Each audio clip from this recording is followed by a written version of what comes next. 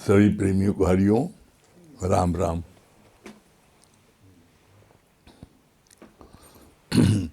हम लोगों का भगवत गीता चल रही है और जैसा बार बार मन में ये विचार आता है कि ट्रेन के आखिरी डिब्बे में भी अगर कोई बैठ जाएगा तो मंजिल तक पहुंच जाएगा। इसी तरीके से इस गीता ज्ञान को आखिरी समय में भी, आखिरी छोर भी कोई पकड़ लेगा रस्सी का तो पूरी बाल्टी आ जाती है वापस। इसी तरह कोई आखिरी छोर भी ज्ञान का सुन लेगा तो मुक्त हो सकता है। तो हम लोगों का भगवत गीता का कल पढ़ा गया था 70 श्लोक 70। कल क्या पढ़ा गया था? गीता सुनने का अर्थ है मन मनाभाव होकर सुनना और उससे फिर अपने जीवन में लगाना। ज्ञान को सब एक ही एंगल से लेते हैं, ऑलराउंडर नहीं बनते। कल यहाँ तक हुआ था। इसके आगे आज क्या बोला? निष्काम कर्म में संलग्न होंगे तो फिर कर्ता भाव से रहित नहीं होंगे। जिनसे ज्ञान सुना उसके प्रति शुक्राने भुला दिए तो ये भी सही नहीं है। क्या बोला? निष्काम कार्य में संलग्न होंगे तो फिर कर्ता भाव से रहित नहीं होंगे। निष्काम कार्य का अर्थ क्या है? किसे बोलते हैं? निष्काम कार्य जिस कार्य में आपकी कोई इच्छा न हो और कार्य करने के बाद कोई अहंकार न हो, उसे बोलते हैं निष्काम कार्य। अब आप देख लो, क्या आपकी निष्काम कार्य करते हो तो आपके अंदर में अहंकार नहीं आता? किसी के अंदर में निष्काम कार्य करने पर अहंकार आता है। देखो, मैंने उसको ज्ञान सुनाया तो वो जो रो रहा था हंसने लगा। मैंने उसको भजन सुनाया, बड़ा दुखी था, प्रसन्नचित हो गया। या इच्छा रख के जहाँ ज़रूरत है वहाँ हम नहीं जाते, जहाँ पर हमारी रिश्तेदारी है वहाँ हम चले जाते हैं और कहते हैं हम निष्काम कार्य में जा रहे हैं। तो आप अपनी इच्छा से किसी जगह गए तो वो आपका निष्काम कार्य नहीं हुआ। निष्काम कार्य तो यह है जहाँ पर ज़रूरत है। जैसे एक डॉक्टर, कोई आईसीयू का पेशेंट आ जाता है, कितनी भी डॉक्टर के पास भीड़ हो उन सब को छोड़ करके पहले आईसीयू के पेशेंट को, मरीज को देखता है, वहाँ रुकता है। क्यों? क्योंकि अगर उसको जरा सा भी देर कर दी तो उसकी जान जा सकती है। लेकिन जिनको मर्ज है लेकिन ऐसा नहीं उनकी जान जाए, किसी को खांसी है, किसी को जुकाम है, किसी को टीबी है, किसी को कैंसर है, तो वो तुरंत नहीं मरेगा, उसका इलाज काफ़ी दिन चलेगा। लेकिन जो आईसीयू का पेशेंट है, जिसकी सांस रुक रही है, सांस ले नहीं पा रहा है, या एक्सीडेंट हो गया है और उसका तुरंत ऑपरेशन करना है, गोली लगी है, तुरंत ऑपरेशन नहीं होगा, जहर फैल जाएगा। तो डॉक्टर बिना किसी स्वार्थ के उस मरीज को बचाने के लिए सबको छोड़ के उधर भागता है। इसी तरीके से गुरु, जब कोई ऐसा आईसीयू का पेशेंट आ जाता है, मरीज आ जाता है जो कि बहुत दुखी है, सुसाइड करने जा रहा है, एनी मोमेंट कुछ भी कर सकता है, तो गुरु को जब इसका एहसास होता है तो तुरंत सबको छोड़ करके वो उसके पीछे लग जाता है। तो लोगों को गलत फहमी हो जाती है, लगता है बड़ा रईस भक्त आया है ना, इसके पीछे लग गए। लगता नहीं ये बड़ी खूबसूरत लड़की आई ना, इसके पीछे लग गए। अरे नहीं, बड़ा खूबसूरत लड़का आया ना, इसके पीछे लग गए। गुरु किसी के लिए कोई भाव नहीं रखता। जो सच्चा सदगुरु होता है उसके मन में सिर्फ एक भावना आती है, कैसे इसकी जान बच जाए, कैसे ये जो है हमारे समान हो जाए, कैसे ये प्रसन्नचित हो जाए। वो उसके लिए बहुत से उपाय करता है। तो कभी कभी जब कोई उपाय हमको रुचिकर नहीं लगता तो हम जो है समझते गलत है, लेकिन गुरु का यहाँ पर अंदर में किसी के प्रति कोई भी दुर्भाव या कोई इच्छा नहीं होती। वो सिर्फ उसका एक एम होता है, कैसे ये हमारे समान हो जाए और कैसे प्रसन्नचित हो जाए। तो इसी प्रकार से यहाँ पर भगवान जो सच्चा भक्त होता है उसके लिए भगवान दौड़ के आते हैं। ये नहीं अरे फलाना, जैसे बताए नहीं, वो छोटा बच्चा था, उसके पिताजी बोल के गए कि मैं रोज़ भोग लगाता हूँ इनको ठाकुर जी को, और खाना खिला तब मैं खाता हूँ। और छोटा बच्चा समझा रोज़ भोग लगाता है, भगवान खाने आते हैं। और वो भी जो है जब पिताजी चले गए तो उसने भी कहा ठाकुर जी महाराज है भोजन करिए।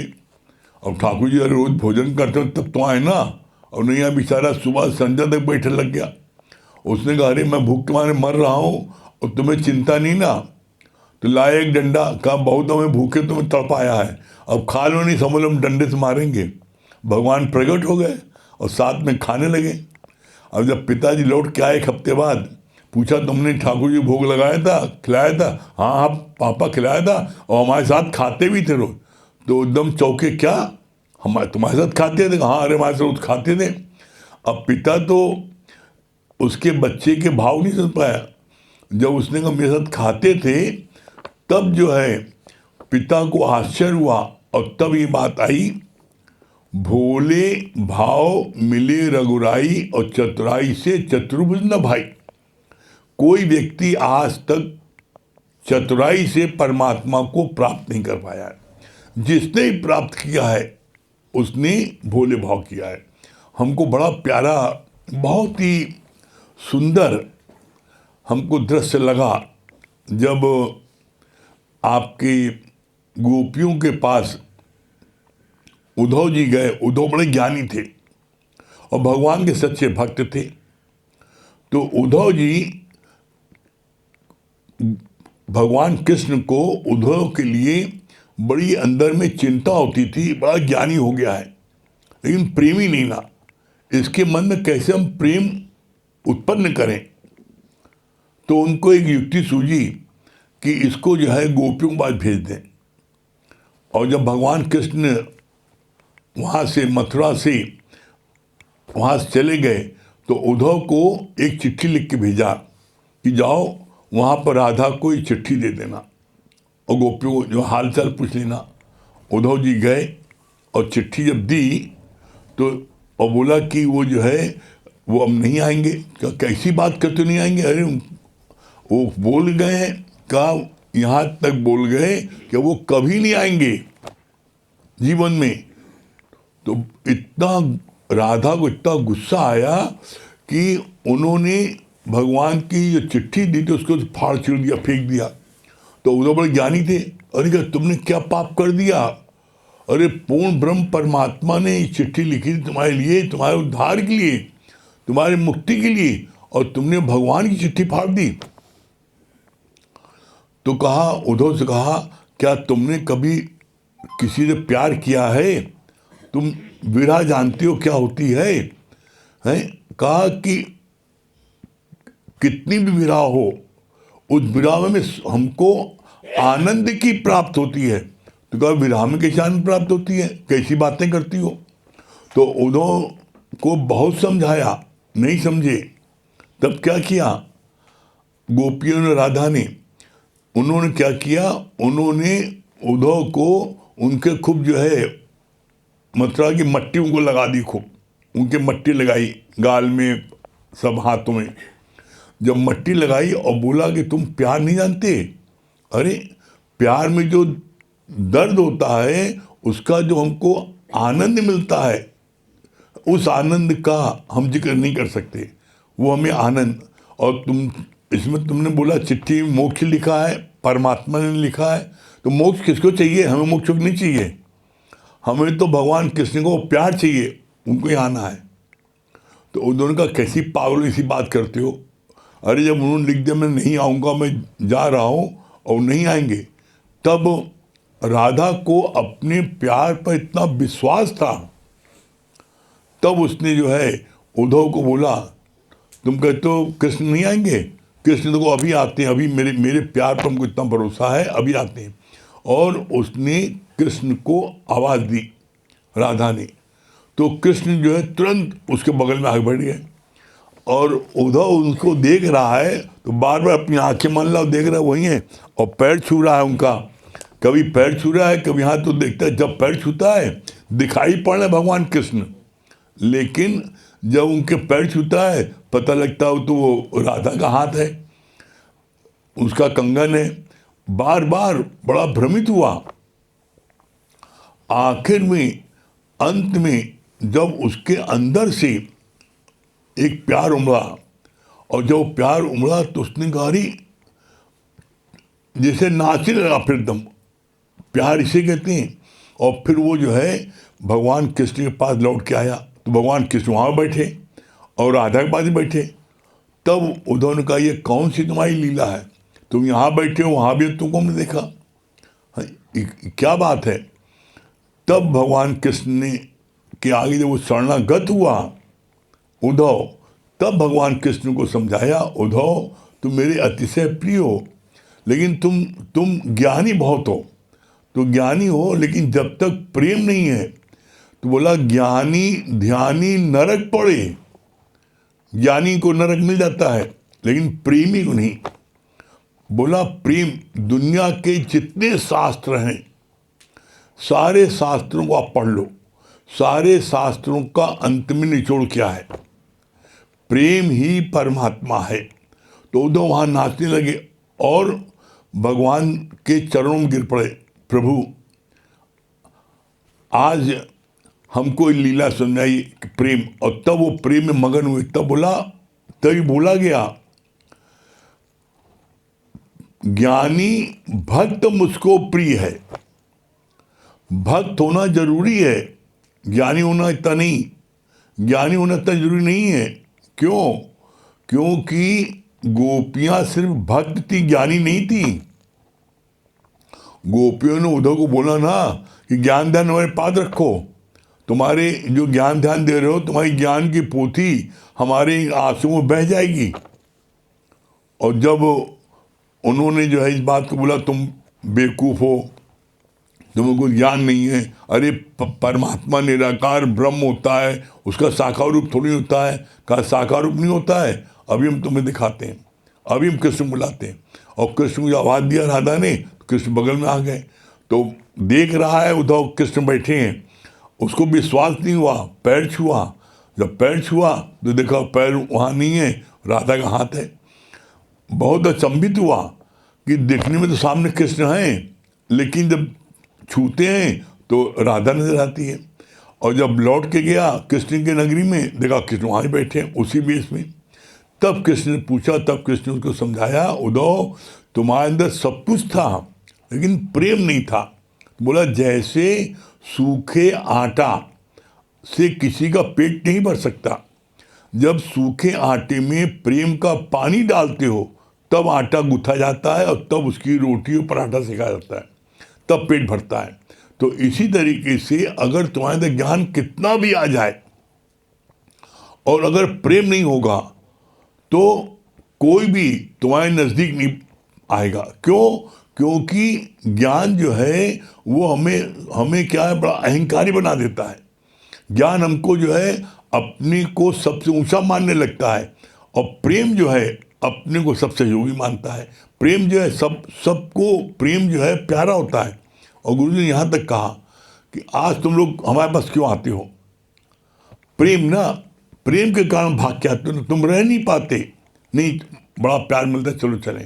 तो बोला जब जो चीज़ तुमको अच्छी लगती है तो वो चीज़ तुम अपने जीवन में क्यों नहीं अप्लाई करते भाई। तुम्हें प्रेम अच्छा, तुमको कोई प्यार करता है अच्छा लगता है तो तुम भी प्यार करो, उसको अच्छा लगेगा। तो भगवान ने करके करना सिखाया।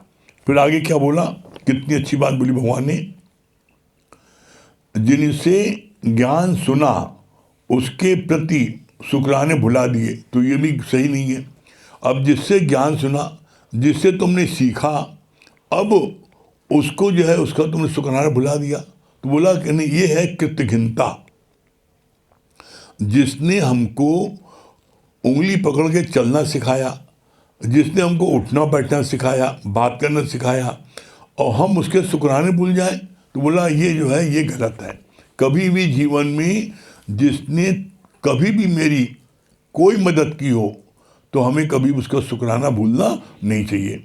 फिर आगे क्या बोला, जैसे हमारे शरीर में लंग्स की जगह अलग है, हार्ट की फंक्शनिंग अलग है, ऐसे ही ज्ञान के भी अनंत पॉइंट हैं और हर एक अपनी अपनी जगह पर है।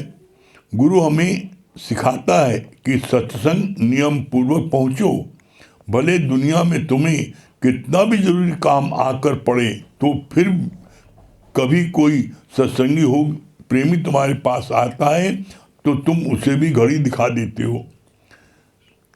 क्या इसका रहस्य क्या है? बोला इसके लिए कि जैसे हमारे शरीर के लंग्स की जगह अलग है, हार्ट की फंक्शन अलग है, शरीर में हर एक का कार्य अलग है। हार्ट का कार्य अलग है, किडनी का कार्य अलग है, आपके जो है कान का काम अलग है, आँख का काम अलग है, मुंह का काम अलग है, हर एक का अलग अलग कार्य है, अलग अलग फंक्शन है। इसी तरीके से ज्ञान सुनने के बाद भी तुम्हारे इसके सब अलग अलग है। कैसे ज्ञान सुनने के बाद हमें सिखाता है ज्ञान कैसे उठना है, कैसे बात करना है, कैसे छोटे को प्यार करना है, कैसे बड़े की इज्जत करना है।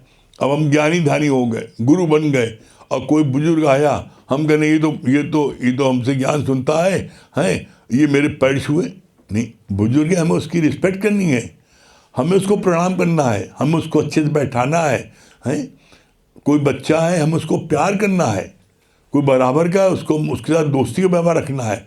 गुरु ने आज ऐसा करके करना सिखाया।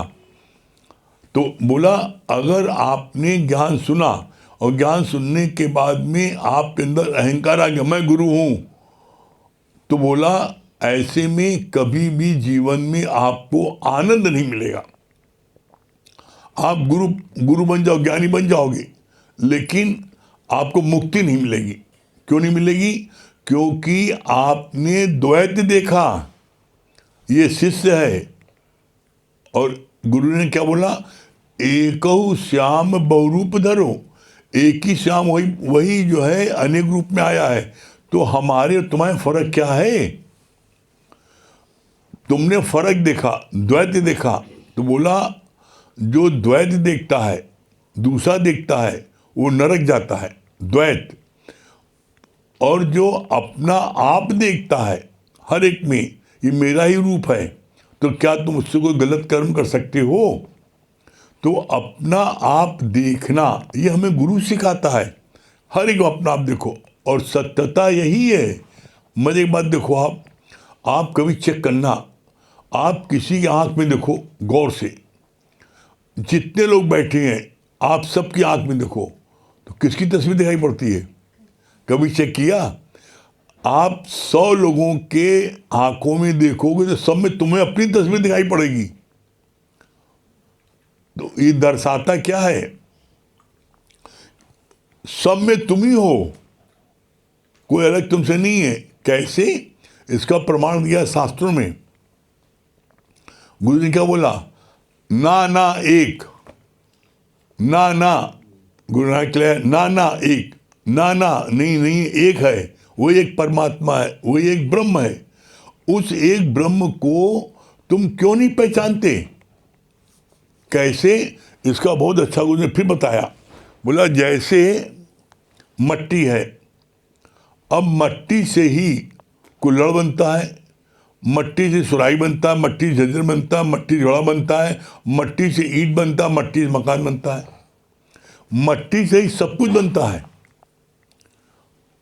तत्व एक है मट्टी, उसी मट्टी से चिलम बनती है, उसी मट्टी से गणेश जी, शंकर जी, लक्ष्मी जी मूर्ति बनती है, और मट्टी से जितनी चीज़ें, हजारों चीज़ें बनती हैं, उन सब चीज़ों के नाम अलग अलग है।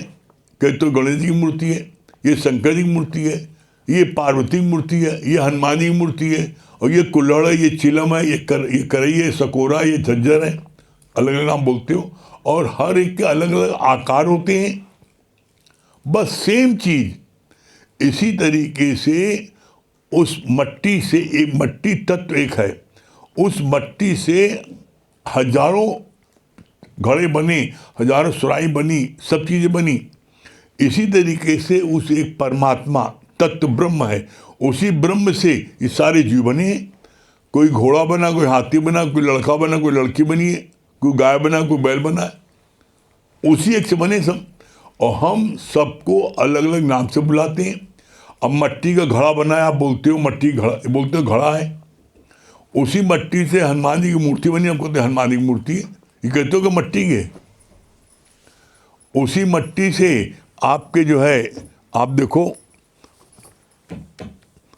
हेलो, उसी मट्टी से जो है आप देखो वो बना है, आपके सुराही बनी है, सारी चीज़ें मट्टी से बनी है। तो उस मट्टी से सब चीज़ बनी है, तो हम किसी को मट्टी नहीं कहते। जो आकार दिख रहा है हम वो बोलते हैं, ये सुराही है, झज्जर है, यह शंकर जी की मूर्ति है। इसी तरीके से जो परमात्मा ब्रह्म से जो बने हैं, विष्णु का काम क्या है? पालना। ब्रह्मा का काम क्या है? बनाना, ब्रह्म सृष्टि की रचना करना। और शिव का काम क्या है? संहार करना। ब्रह्मा, विष्णु, महेश, ये तीनों कर्मचारी हैं ब्रह्म के। इनको अलग अलग ड्यूटी दी गई है। ब्रह्मा की ड्यूटी दी गई, आप सृष्टि की रचना करो, उन्होंने रचना कर दी।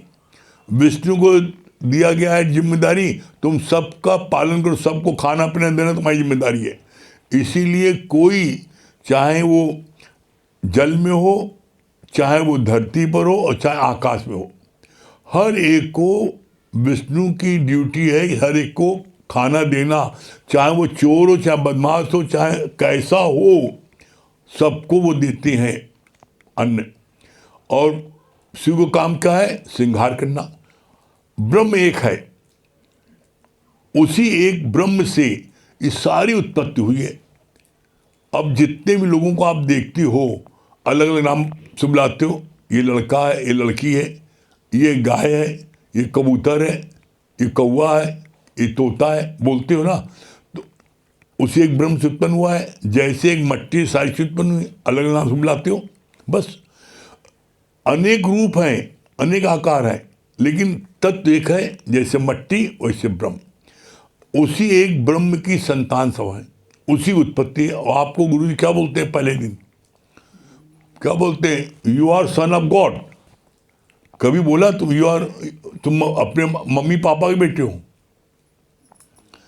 तो जैसे शेर का बेटा शेर, भगवान का बेटा भगवान, वही बच्चा कल को जो पुत्र है वही बड़ा होता है तो अपने पिता के समान दिखता है, एकदम बिल्कुल वो कहते हैं अरे ये तो बिल्कुल तुम्हारे पिता की तरह एकदम बिल्कुल इसका आ गया चेहरा।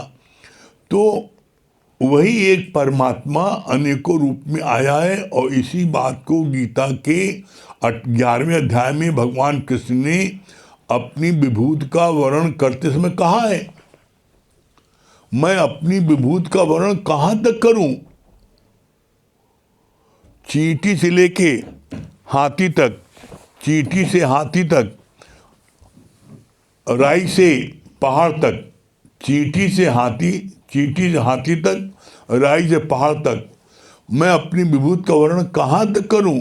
जड़ चेतन सब मैं ही बना हूं। अब दूसरी चीज कहाँ से आई? इसी बात को रोज गुरु बैठ करके मैं समझाने की कोशिश करता है कि दूसरा देखना ही नरक है, अदर इज हेल। और हम दूसरा देखने लगते हैं। तो बोला जब हमारा रोज अभ्यास होता है, रोज हमारा जो है, जब रोज हमारी सफाई होती है, ये हमको पक्का कैसे होता है? हमको पक्का होता है नित्य के दोनों समय के सत्संग लेने से। जैसे आप अपने घर में, अपने ड्राइंग रूम में आप दोनों समय पोछा लगाते हो तो ड्राइंग रूम आपके चमकता है। और आप एक दिन नहीं बटोरो तो वो धूल आ जाती है। इसी तरीके से मन में धूल आ जाती है, और जब धूल आ जाती है तो आपको साफ दिखाई नहीं पड़ता, तब आपको दूसरा दिखने लगता है। तो दूसरा दिखा क्यों, कारण में जाओ ना। कारण ये है कि हमने नित्य की सत्संग नहीं लिया, नित्य की सफाई नहीं की। और ये बात अपने हम जीवन के अनुभव से कह रहे हैं आपको। नित्य का सत्संग लेना ही सबसे जरूरी है। और इसीलिए भगवान ने बोला, यहाँ तक कह दिया कि घर में अगर डेड बॉडी पड़ी हो तभी पहले सत्संग लो, तब जाना। क्यों? क्योंकि सत्संग ही भगवान है। और जब आप रोज भगवान के दीदार करोगे तो आपका मन कभी नहीं आएगा। करके देखो आप, ना आपको आए तब कहना, ठीक है?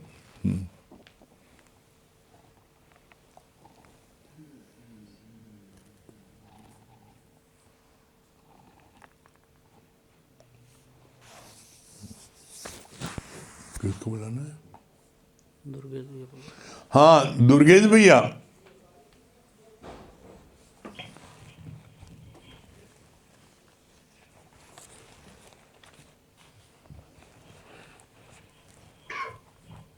हरिओम गुरुजी। हरिओम भैया, क्या बोल रहे हैं दुर्गेश भैया? हाँ गुरुजी, बहुत अच्छी बात बताई ना आपने। बेगर किसी इच्छा और अहंकार का किया हुआ कार्य ही निष्काम कार्य है। ये बात बहुत अच्छी लगी गुरुजी। हाँ, भजन सुनाइए। जी गुरुजी। हमें गुरुदेव तेरा सहारा न मिलता, ये जीवन हमारा दोबारा न खिलता। हमें गुरुदेव तेरा सहारा न मिलता, ये जीवन हमारा दोबारा न खिलता। श्वासों की सरगम मध्यम हुई थी, जीने की आशा धूमिल हुई थी। श्वासों की सरगम मध्यम हुई थी, जीने की आशा धूमिल हुई थी। तेरे नाम का जो सहारा न मिलता, तेरे नाम का जो सहारा न मिलता, ये जीवन हमारा राधा जो है दोबारा न खिलता। हमें गुरुदेव तेरा सहारा न मिलता, ये जीवन हमारा दोबारा न खिलता। रिश्तों की चौखट पर ठोकर है खाई, अपने परायों की समझ ही न आई। रिश्तों की चौखट पर ठोकर है खाई, अपने परायों की समझ ही ना आई। सच्चा जो तेरा रिश्ता न मिलता, सच्चा जो तेरा रिश्ता न राधा मिलता,